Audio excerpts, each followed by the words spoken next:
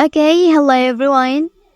Here I want to provide the tutorial on how to use full screen navigation on Realme C67 device. Okay, let's go to the tutorial. First thing first, please open Settings menu on your device.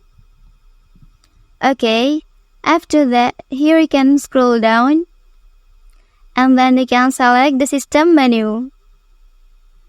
Okay, and then in this section, please press on the gestures option. After that, select please the navigation mode. Okay, and then now you can activate the gesture navigation by pressing this button. Well, after that, you can follow the steps to use it correctly. First, to go home, swipe up from the bottom of the screen. Okay, and then to switch apps, swipe up from the bottom, hold, then release.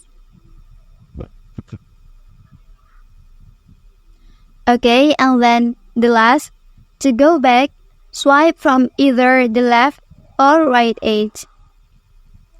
Okay, that's the tutorial on how to use full screen navigation on Realme C67 device. If you are helped by this video, don't forget to like and subscribe to get other information from this channel. Thank you.